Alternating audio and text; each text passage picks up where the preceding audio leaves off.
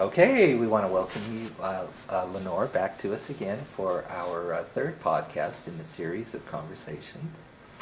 And this time we would like Lenore to talk a little bit about a very difficult subject, which is affectionately called response to intervention, but some people call it response to instruction, don't they? But RTI. RTI. Big R, small t, big I. RTI is a term that has evolved through what we saw in the IDEA 04, Individuals with Disabilities Education Act 2004, really for the first time, and that was an emphasis on a child's response to scientific research-based intervention. And we have developed our own language surrounding that, and for the most part, many people consider that approach an RTI approach. It does have some other names, but the concept remains the same. It's measuring a child's response to scientific research-based intervention.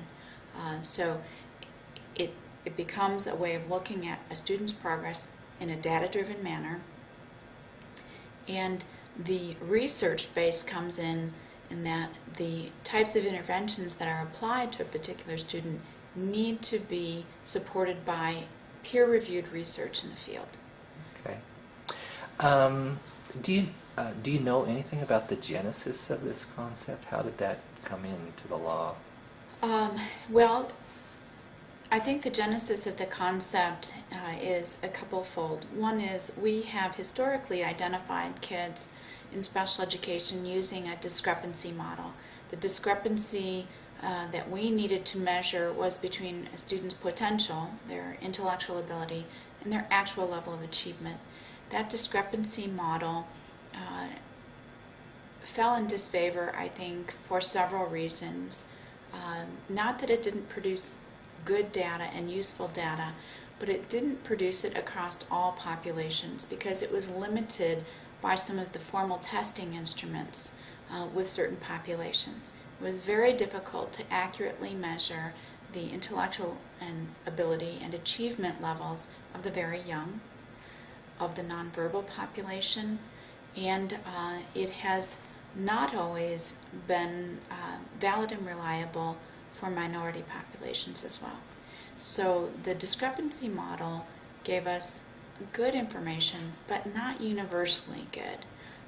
And so as we learn more about kids, how they learn, and how we help children learn, the discrepancy model fell into a little bit more disfavor, and we now have language in the IDEA 04 that says that states cannot, they're prohibited from compelling school districts from using that discrepancy model.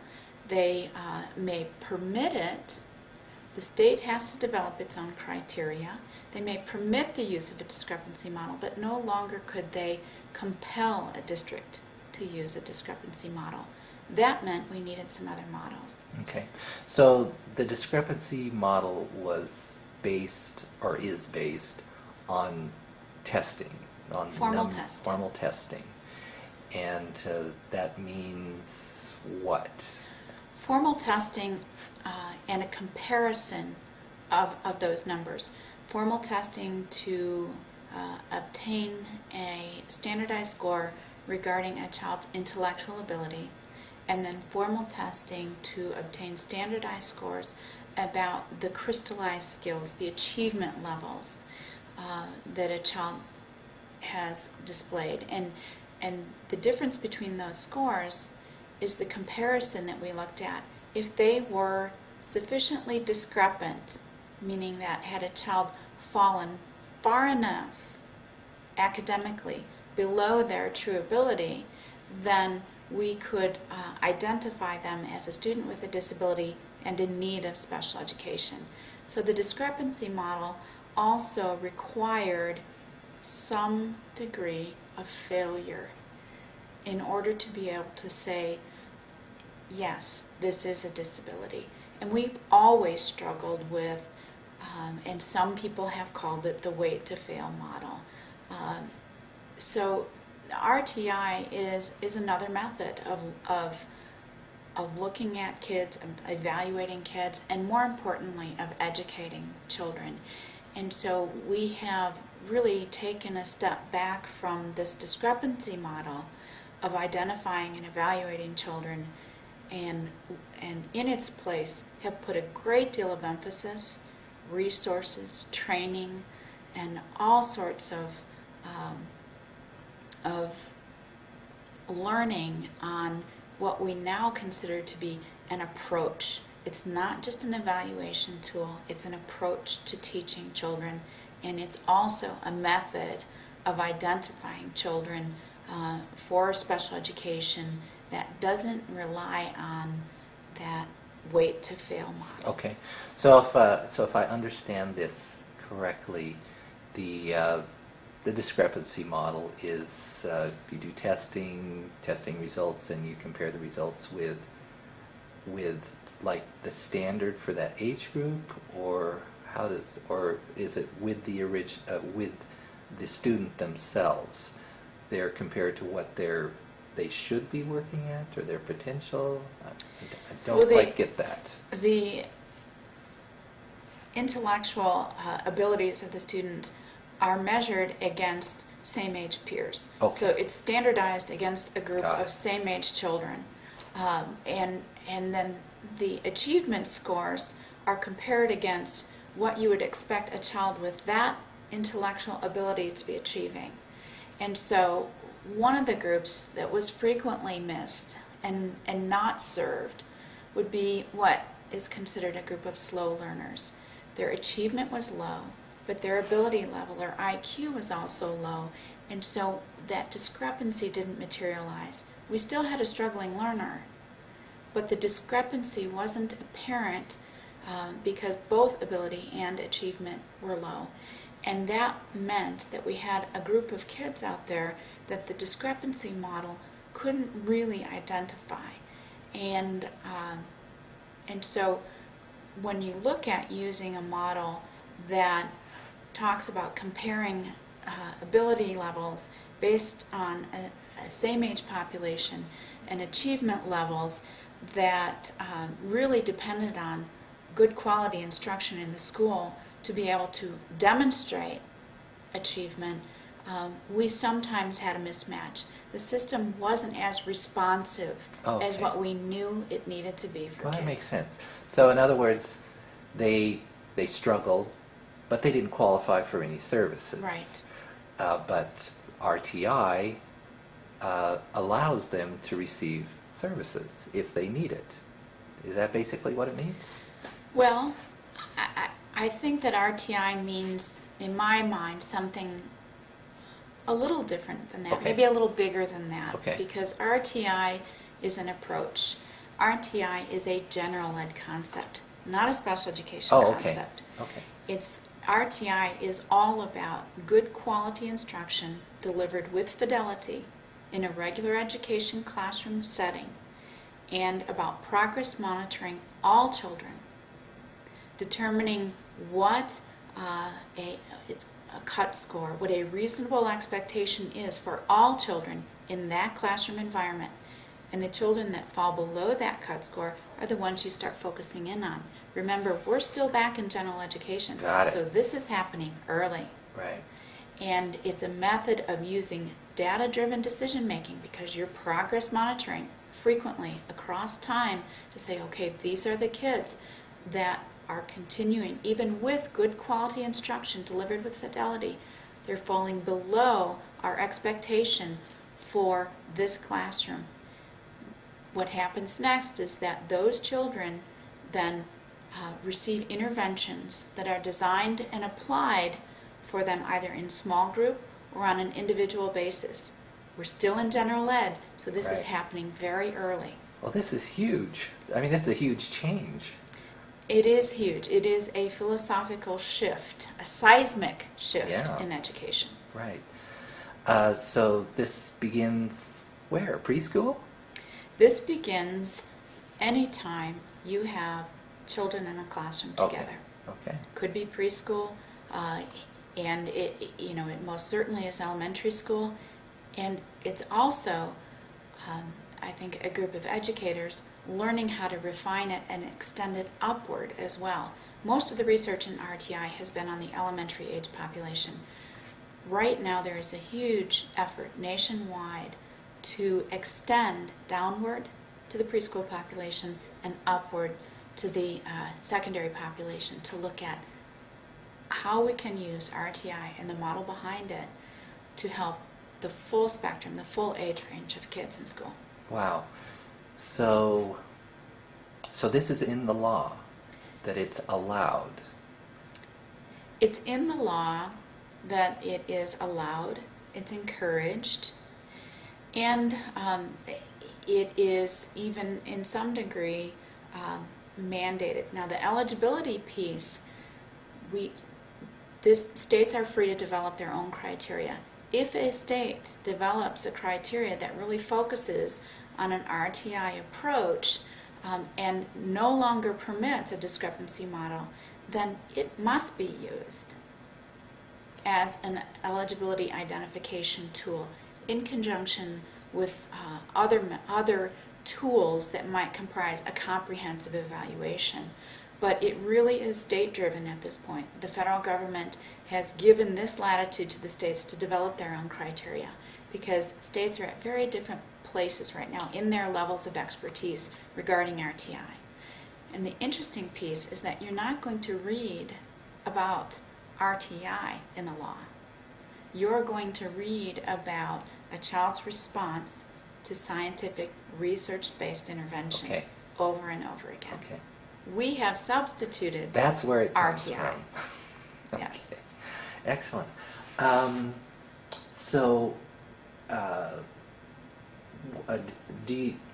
Do we know what the government is heading towards? I mean, they're just allowing it now. Is the next step going to be they're going to require it, or are they going to let the states, set the pace on how they're going to do it? Well, I really think this is round one. And in Yeah. round one, what we're doing is learning about RTI. We're learning about how to scale up large-scale implementation of RTI. And then we also need some time to really study the results of this so that we can be sure that RTI is measuring what we think it's measuring and delivering what we think it's delivering. So as we gather more data about an RTI approach to teaching and evaluating children, then I think you will see a refinement of the expectations in the next reauthorization. Okay. And are you familiar with what is being done currently in Montana? Montana has just recently drafted its state rules, and Montana, for eligibility purposes in special education, is permitting the flexibility and the option of using a discrepancy model or an RTI approach or other research-based approach.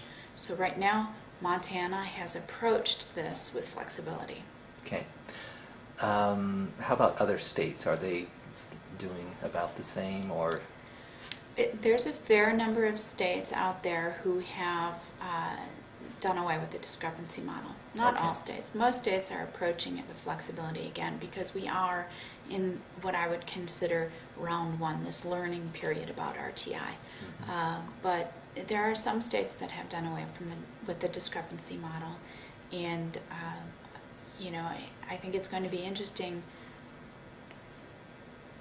What's going to be very interesting to me about that is what happens when kids move between states that have identified them in different ways. Right. So those states that have done away with discrepancy, how are they doing with this new approach?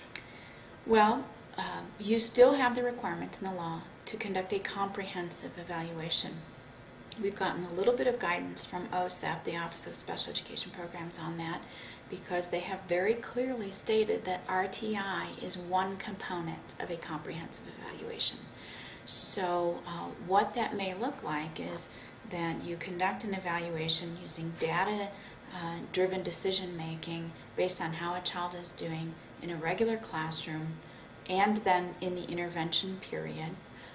But you might also collect data from other sources that use state and district-wide testing, other individual testing at the classroom level, reports from other providers, could be medical reports, but you need all of that to really be a comprehensive evaluation. And so those states need to make sure that they don't rely solely on RTI, because we know at this point that that cannot be the only tool that we use. What the federal government hasn't done is say what the other tools are that we must use. That is left up to the experts in education, and that's at the district level, to be able to say, okay, to be in compliance with our state criteria, this is the information that we need to collect. Okay. How about if we're looking at it from the parents' point of view, what does this mean to them? You know, parents who have kids in school that may or may not, need any intervention.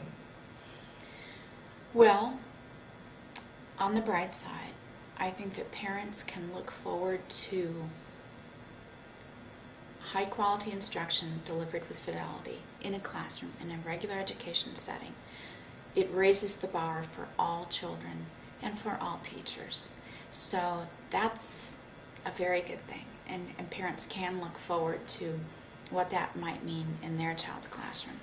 Okay. So in general, this is a good thing. It is a good thing. Parents, I think, can also look forward to having their child who may be struggling receive help sooner. That's another good thing. That's huge. That's huge. Kids in the regular classroom that may be struggling with certain concepts or certain skill sets now are going to receive interventions in the regular classroom sooner. And it's going to be data-driven.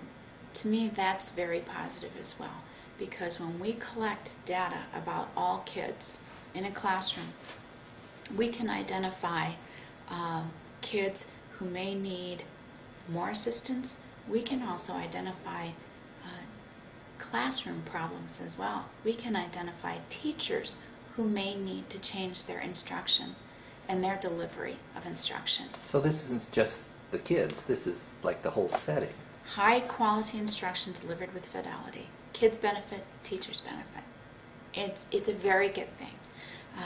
But as with any good thing, we have to make sure and be cautious and be mindful that it is new, that we have to bring everyone up to speed, not just teachers. We have to bring parents up to speed. We have to bring judges and hearing officers up to speed so that we all know about this concept. And we have to learn from it. We have to be prepared to make changes if it's not giving us the kind of data that we expected. But if it's done as an approach and we look at identifying kids sooner while they're still in the regular education classroom and providing appropriate instruction, one of the goals for special education is that the children who are ultimately referred for evaluation in special education are those children who, in spite of high quality instruction delivered with fidelity in the classroom and interventions delivered in the classroom and in small group and in individual settings, in spite of that, they're still unable to learn at that expected rate. Those are the kids that cross over into special education, and they're much more likely to be the truly disabled kids rather than the difficult to teach kids.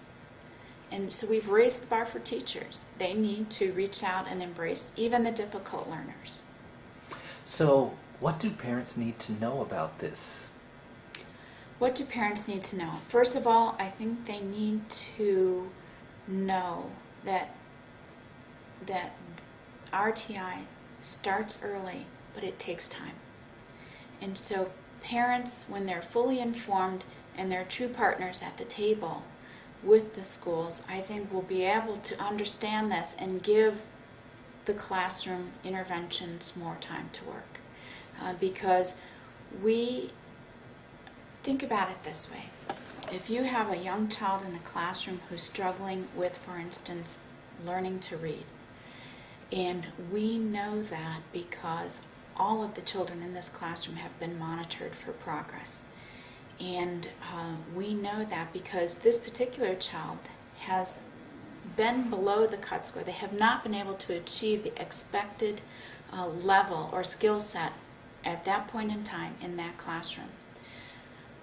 We now know through RTI that the next thing we need to do is provide that child with interventions. Interventions might be a different way of teaching the material. It might be an extended time teaching the same material so that that child gets a double dose of reading, or whatever the skill might be.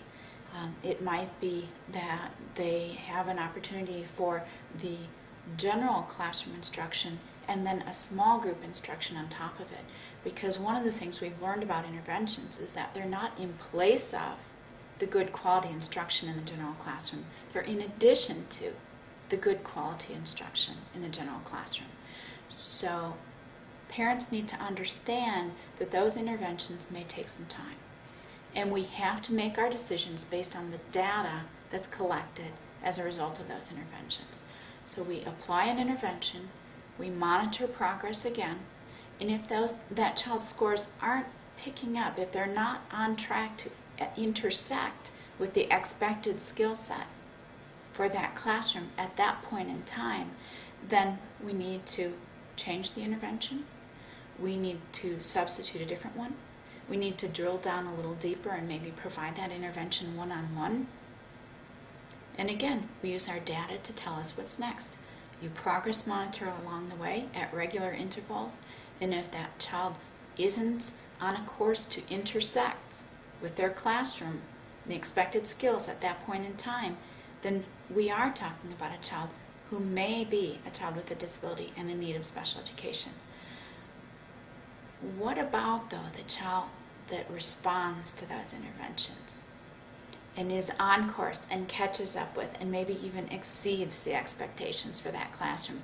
Haven't we done a wonderful thing for that child by helping them succeed in their regular classroom and not be identified as a learner with a disability if they don't need to be?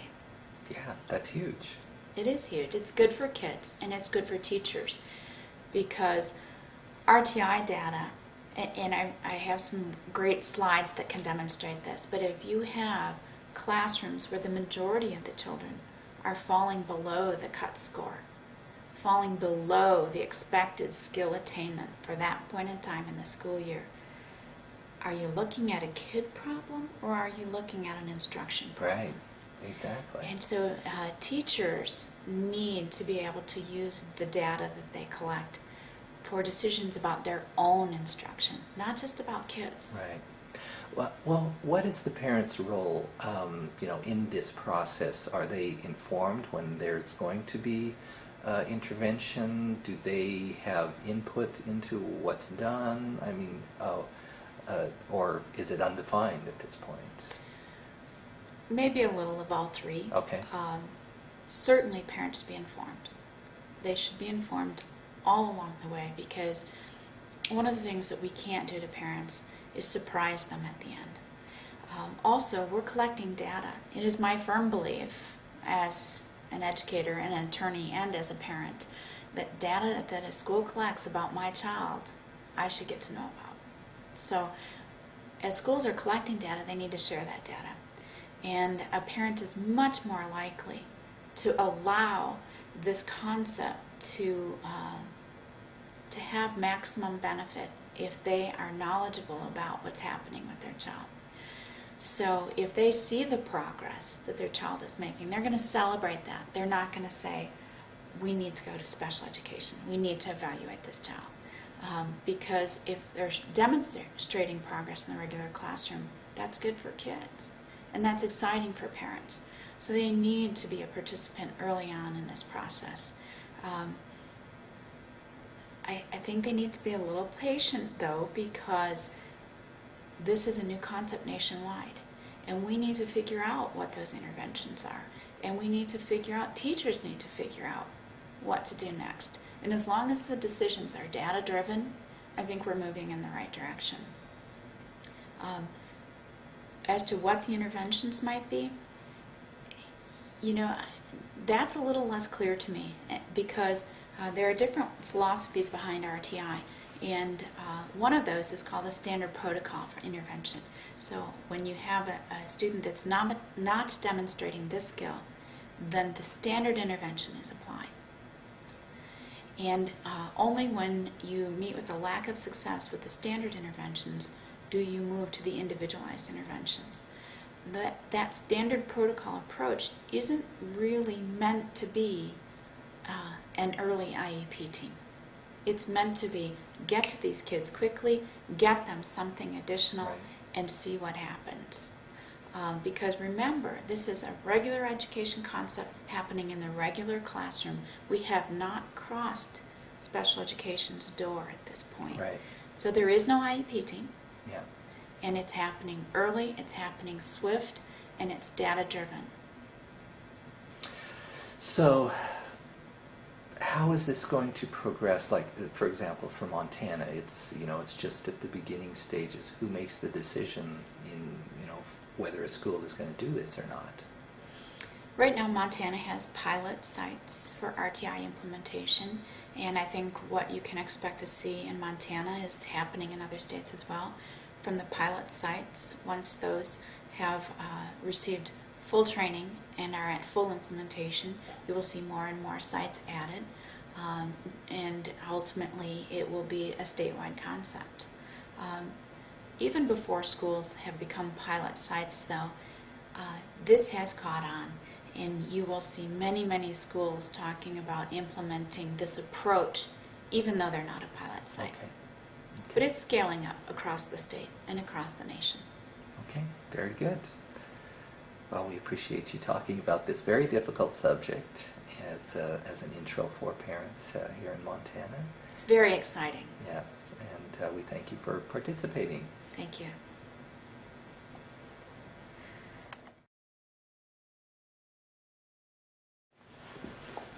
We'll pause. Once again, this is Roger Holt with Pluck and our continuing conversations with Lenore Knudtson. And we want to continue our discussion about RTI and bring in the concept of how that fits into special education. How does that fit into special education, Lenore? Well, we're learning. We're learning about that and figuring out as we go, because it is very clear in all of the literature and in the law as well, in the application of the law, that RTI is a general education concept. It starts there. But RTI also has application in special education in a couple different ways. One is through the eligibility determination. We know, again, that the severe discrepancy model cannot be compelled anymore. States cannot force districts to use that. And the federal government, the Department of Education, is encouraging states to look at this response to intervention approach to identifying children with disabilities as a component of the comprehensive evaluation. So it does play a role in eligibility determinations. So kind of like as documentation, some It's- supporting documentation. If you go back to the premise of RTI being data-driven decision-making after high-quality instruction delivered with fidelity, then that does have a role to play in our eligibility determinations. It's that data that we're going to use as a component in making eligibility determinations. But it's also bigger than that, because in order to be able to identify a student as having a disability under the Individuals with Disabilities Education Act, one of the things that we must do, the IEP team, or whatever you call your assessment team, is charged with ruling out that the lack of achievement is not primarily the result of some exclusionary factors. One of those is a lack of appropriate instruction in reading, including the critical components of reading, and a lack of appropriate instruction in math. Those are two exclusionary factors that the team must rule out. If lack of appropriate instruction cannot be ruled out, then you cannot identify that child as having a disability. It's what they have done is to say appropriate instruction is so important in teasing out the kids who haven't had the opportunity from the kids with the disability that we're going to say, you have to stop right there, team. You have to stop there, and you have to address with specificity whether the appropriate instruction is a factor in this child's lack of achievement. Okay. We now have identified appropriate instruction to mean instruction, high quality instruction delivered in the general classroom with fidelity. So what we've done is kind of close the circle. We've made the circle starting out in general education in the classroom with RTI. We have used that data collected in the progress monitoring to make data-driven decisions about which children need to be referred for special education. And now we've taken a close look at those children by virtue of a comprehensive evaluation, with a part of that evaluation being the data that's collected in the RTI approach. And we've closed the circle by saying, considering all of that, looking at all of that, we have to be able to rule out that this child's difficulty isn't a lack of appropriate instruction. So we're right back in the classroom again. Right. It plays a very big role in special Yeah. education. So, well, this raises so many questions. It's like, well, what if there is an appropriate instruction? What if the data shows that there is an appropriate instruction? Then what happens? What does happen? We know what doesn't happen. How about that? I can Okay. tell you what Okay. doesn't Okay. happen. We know that if we answer the question, yes, this child has not had appropriate instruction in math or appropriate instruction in reading, then we know we cannot identify them as a child with a Okay. disability. Okay. Okay? That's big. It is big. It is big. So the whole concept of RTI is frequently thought of as a pyramid, because you start out general classroom and you get more and more narrow in the point of the pyramid through your interventions and your data-driven decision making. The belief is that special education is somewhere at the end, the point of the pyramid. Okay. It's a pretty fluid concept, and as you move between sections in the pyramid, there's a lot of fluid movement. But special education is really in the point of that pyramid somewhere. Mm-hmm. In order to be able to get to the point of the pyramid, you have to have high quality instruction delivered with fidelity, and your team has to be able to say that that has been ruled out as a Right. cause of this child's lack of achievement. Okay. So what's the next step? Well, with respect to RTI, I think we need to then take it a step further, because once we have children who cross through special education's door, and we know it's a two-pronged test, it's always, does this child have a disability, and does this child demonstrate a need for specialized Right. instruction? Once we've answered both of those questions in the affirmative and we walk through special education's door, to me that is not a time to leave behind good quality instruction delivered with fidelity. Right. So we don't give up on RTI because we now have a special education student. We use it as a way of delivering high quality instruction throughout the school. There shouldn't be a place in the school where we leave behind high quality instruction delivered with fidelity and data-driven decision making. So we continue to know and use what we know to be good for non-disabled students for kids with disabilities. That's what's next. Wow. That's big. When how might that look, as an example for a student who goes through that whole process and then is determined eligible for special education services? What might change in the classroom? Okay, the student stays in the regular classroom and maybe they're receiving some kind of intervention. How does that look, with respect to RTI in the classroom? Well, how that looks is, again, because we're starting with the premise of high quality instruction, that's good for special ed kids too. Right. And because we continue with the premise of kids who are not meeting the expectation for the skill set at that point in time are going to receive interventions, that doesn't only happen at the beginning of the year.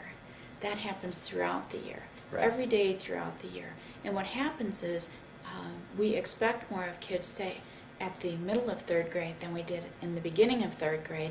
That cut score, that mark that we're shooting for, is going to go up. Right. We're continually progress monitoring, so we are going to have So that's going to provide some good feedback, data, information on the success of the interventions. real-time data. Right. Real-time data about whether the interventions are working, and real-time data about when it's time to change and move to another intervention. So throughout the year, it's very fluid. Special education kids may be on their own in a general classroom. There may be times during the year that they need to be part of an intervention group, and there may be times during the year that they need to be part of an individualized intervention. It's fluid and it's constantly moving because that score, that mark that we measure the kids by, all kids, is going to move up as we expect more further into the school year than we did at the beginning of the year. Well, I guess it could work the other way if that score is showing, a negative movement rather than, keeping up with the rest of the class, that maybe the intervention isn't working. That's absolutely right. And if the intervention isn't working, we need to make database decisions about that in real time as well. You don't allow a child to continue until their next IEP to change something, or the next quarterly reporting cycle to change something. You're doing it in real time based on the regular progress monitoring that's happening in that classroom. And there may come a point in this child's education, based on their individual needs, when the team says, okay, we haven't been able to maintain that success in the general classroom with the small group interventions or the individualized interventions. So now it may be time that we need to look at providing that child's math instruction in another environment. Right. Or we need to introduce a special education teacher into that classroom for a team teaching model, because we aren't getting the success at having that child maintain the progress without more. So is that maybe that's if I'm seeing this picture properly, it's like an increase in intervention at each level. Is that sort of how we're looking at it? Maybe it is. If you think of the wide end of the pyramid being high quality instruction that all children get in the classroom, and as you move toward the end of the pyramid, and again, this is fluid. This is not you go once and you don't ever go again. This is continual fluid movement with the concept remaining the same. You try standard protocol interventions, small group interventions, and if a child can be successful with those kinds of interventions, we don't want to single them out anymore. We don't want to pull them out. Only when we can't meet with the success at that level, then do we go to the more individualized interventions. Okay, so it really doesn't matter if we call it special education or whatever it is. It's just more intervention. It's just along the pyramid. It's more intervention along the pyramid for all students that need it. Not all of those students are going to be special ed kids. Exactly. Okay. But it is a way to take those special education kids and keep them with their peers more. Right. Moving back just a little bit, does it look like maybe these the scoring, the cut scores, does that stand for something? Cut? No, it's a cutoff. Ah, got it. It's a cutoff, below which we need to apply interventions, above which these kids are demonstrating the skill attainment, the skill sets that we need for this grade at this point in time. So you can see how all of this is very closely tied to the state standards. Okay. So can you see that maybe these scores would replace like the progress reporting that takes place within the IEP. They may become the progress reporting Okay. that takes place in the IEP because, again, it's real-time data that you're going to make your decisions from. So the progress monitoring data may be exactly the kind of information that you report on in the child's IEP. And this information is going to be for all students? The concept is for all students. Okay. This is a general education concept. Now, the kids that function above the cut scores, routinely, progress monitoring can back off on those kids. We don't need the same degree of information because we aren't going to be making the same kind of real-time data-based decisions about them. We can never do away with progress monitoring because we also need to know if at any point those kids that have been above the cut score are now falling below. Again, it's very fluid. You don't do it once and never do it again. You do it pretty much continually. But for those kids that are in the intervention phase, we progress monitor even more frequently. How about the ones that we call gifted? Mm-hmm. Does this apply to them? Certainly, because gifted children, like special education children, benefit from high-quality instruction delivered with fidelity. All kids benefit from that, and all teachers benefit from that. So we have information that we're going to be gathering about gifted kids that will help us differentiate their instruction and be able to challenge them in the regular classroom as well. Excellent. Stepping back from the outside, like for the parents that are going to be most interested in hearing about this information, how does the testing? I mean, how does this testing take place? And I mean, just in real time, what actually does happen? How do they do this testing? Well, the answer to that depends on many different factors. Okay. One is the resources of the school. Another would be the skills that you're testing. And another would be again, where that child is at in the intervention phase. The initial progress monitoring is the entire group, the whole room. It happens as a natural part of the instruction because know that progress monitoring is built into the instruction in an RTI model. Okay. Okay? For the kids that are in the intervention phase, depending on the kind of skill that you're teaching and for which this child needs an intervention, it may require other resources in the building. So reading instructors, trained paraprofessionals, other people could be right in the classroom doing these assessments with kids. They're very quick. They are progress monitoring. They are not comprehensive evaluations. We're So is talking it about skills. Yeah, is it just observational? Is it something that the kids Data actually driven. do? It could be something. For instance, I'll give you a common Okay. example of the kinds of progress monitoring. DIBBLES. Don't ask me what it stands for Okay. because I don't remember. But DIBBLES, like RTI, has taken on a life of its own, and we've now turned it into a verb. We dibble kids. Okay, DIBBLES is a way of looking at the core components of reading instruction and monitoring and evaluating, assessing kids on those core components. So it involves nonsense reading, verbal,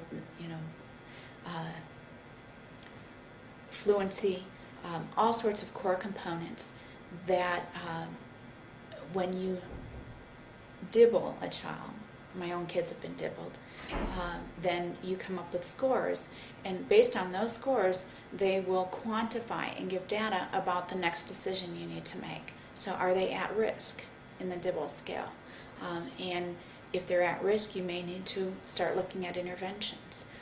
So that's one example of a way that you can make database decisions. Now, when kids are dibbled, it's usually with a reading specialist or with a trained paraprofessional taking the child aside. It could be in the regular classroom, but in a part of the classroom. And keep in mind that all kids are getting this, so it's not just reserved for special ed kids or slow learners. And so the kids are then tested on the components of the DIBELS. Those scores are then used they're plotted and they are used to make database decisions. DIBELS is not the only method, but it is a common one. And again, for math skills, we would have assessments similar to that. So this is a huge area. It is huge. And it does take some resources dedicated by the schools, because the instruction needs to take place and the teachers cannot necessarily be the ones to do all the progress monitoring, because they have to be the ones delivering the instruction. The interventions are also a challenge, because you have to be able to dedicate resources to maybe small group instruction delivered by another person in the classroom, or for instance, the kids that might need a double dose of a certain skill. You have to be able to build that into your day. So there is a certain amount of resource dedication that's primarily manpower resources. We need to have people in schools that can support the classroom teacher. Is this pretty scary for schools? You know, I have to say that it makes so much sense that the response I've seen hasn't been, "This is scary." The response I've seen has been, "This is exciting. This is good for kids." Good. So where do schools start, in getting the skills to be able to do this? With their states, because right now there is a tremendous amount of resources that have been channeled into learning about RTI and perfecting RTI. There are national technical assistance centers that have been developed around RTI, researching it, creating toolboxes that can be then taken back into the schools and implemented and utilized. States have also targeted their implementation approach to RTI and have dedicated resources to that. So I think schools need to start at the state level and say, okay, we are ready to be a pilot site. We are ready to start doing this. And one of the wonderful things about RTI is that it's not just about academic instruction. There is a behavioral component to RTI as well, so that we are getting to kids with behavioral difficulties sooner, we are intervening sooner, and we are keeping kids with behavioral difficulties in the regular classroom with greater success than ever before. Oh, let's hear about that. Well, let's hear about that. Again, it's got different names, but most commonly it's PBIS, or Positive Behavior Interventions and Supports. And the whole concept of teaching kids how to change their behavior rather than just responding to negative behavior is what's behind PBIS. So we're teaching behavioral skills affirmatively. We are have progress monitoring for those behavioral skills, and we are really looking at intervening on behalf of kids that don't demonstrate the requisite skills. And those interventions, again, are delivered in the regular classroom. Using that same model. That same model, that's right. And we progress monitor and we learn from that, so that kids are taught appropriate pro-social behavior in the general classroom instead of being timed out of the general classroom. Wow, that's big. That's very exciting. For me, it's one of the most exciting ways that RTI has come to be a very useful tool and good for kids. So, does everybody need to be trained in the school? Everybody needs to be trained, because we aren't going to have, for instance, RTI classrooms. We're going to have RTI schools, because it isn't beneficial to have this concept, this approach to education delivered in one environment and not another. And if you do that, it begs the question, why would you permit a classroom to have less than high quality instruction delivered with fidelity and database decision making? So it really becomes an approach to education school-wide. This isn't about a particular classroom that you go to receive RTI. Wow. That's a big change, though. It is a big change, and we need to give schools the opportunity to gear up, to ramp up to this, so that it's done well. Because we don't want yet another methodology to come through and fail. This has all of the components to be a very, very good thing into the future. But we need to allow the schools the opportunity to ramp up and to do it well. So, really, where do schools begin, or who provides the training? And are the curriculums being changed, at the pre-service level? Are they teaching this? Where do we have? How does the training work, and who's doing it? Well, it's very comprehensive what's happening right now, and a lot of it's behind the scenes. So it's going to take some time to roll this out at all levels. But part of what's happening right now is that, all states are really aligning their curriculum to their state standards. That's a big piece of high quality instruction. We know that. We need to have curriculum that's aligned with state standards.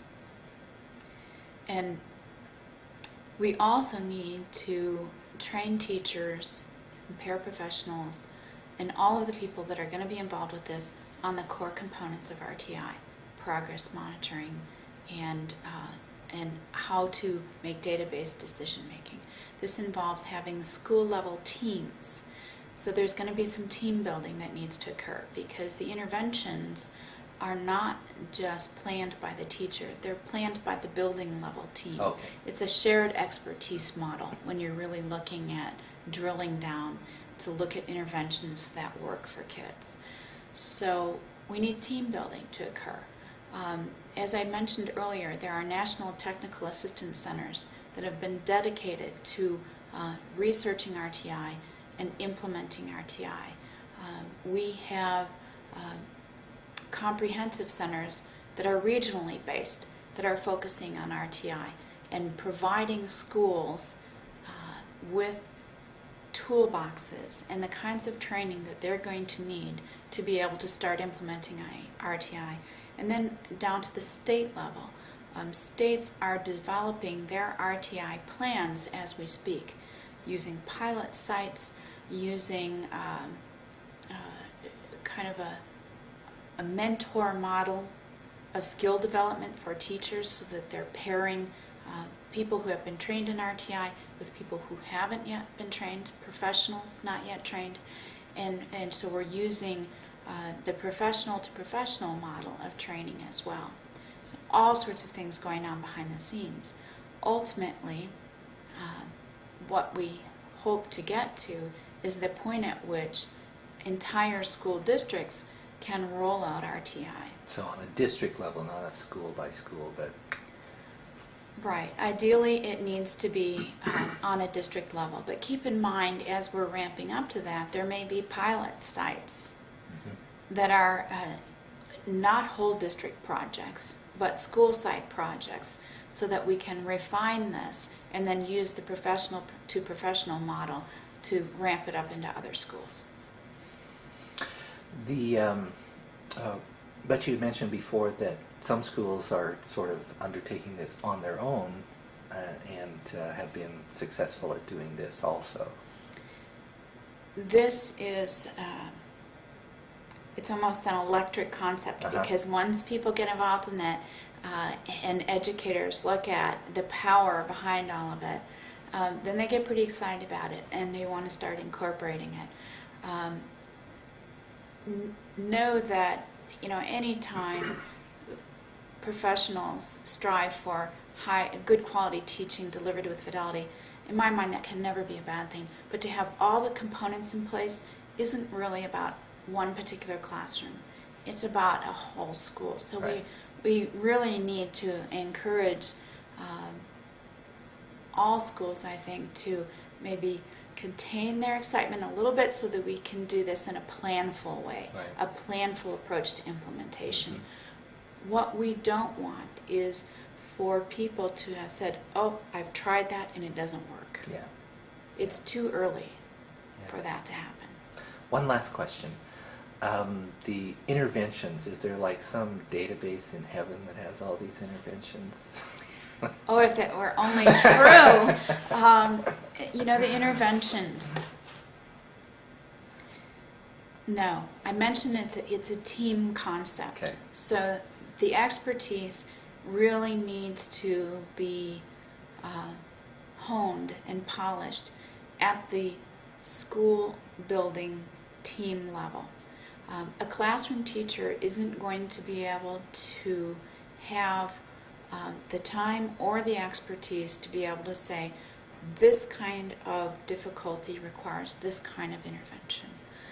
So it may very well be that classroom teachers are benefiting as much from that team as the student Right. is going to benefit.